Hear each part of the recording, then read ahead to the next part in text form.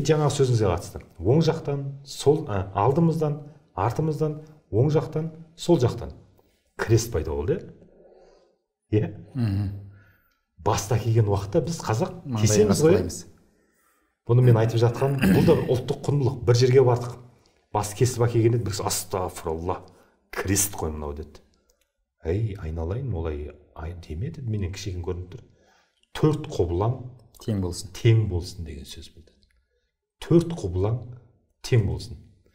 Басты туралы бір әңгіме қылсайық деген.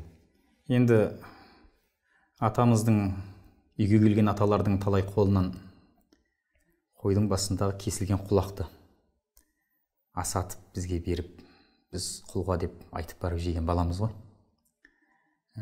Бастың тартудың да өзінің әдебі бар еді бұрын. Қазір өкінішке орай сол әдеп кейде сақталмай жатады.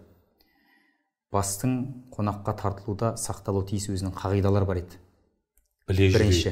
Бірінші, бас жақпен бірге тартылмайды. Екінші, бастың тісін қағатын.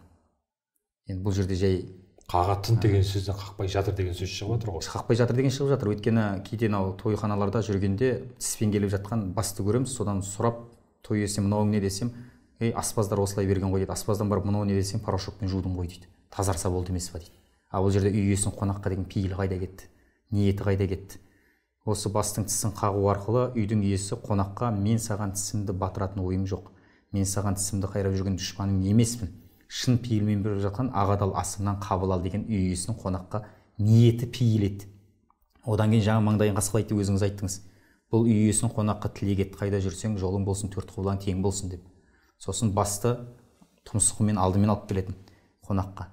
Қайда жүрсең де ісің алға бассын, ісің кері кетпесін деген тілек ет. Сөйтіп алдына қойғаннан кейін қонақ бісміллә деп құлақтан бастайтын. Сөйтіп өзі жемей үйдің баласына ұстататын. Бұл енді қонақтың үй иесіне тілек ет. Мына несібең менімен кетіп қалмай шаңырағыңда қалсын деп сол үйдің баласына ұстататын. Қазір енді мына тойханада жүрсеңіздер, қалай болса солай бас кейде жанымен келеді, кейде артымен келеді. Оны үйдің иесі негізі басшысы болса еркек алып келген дұрыс. Үйдің басшысы менмін деп бас ұстап.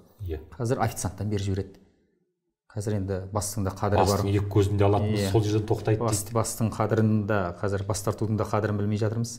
Бірақ енді бәрі деп айта алмаймын енді. Жоқ, Құдайға шүкір. Құдайға шүкір енді. Біз де жүрген жерімізді айтып жүру керекпіз да бұны. Айтып, түсіндіріп.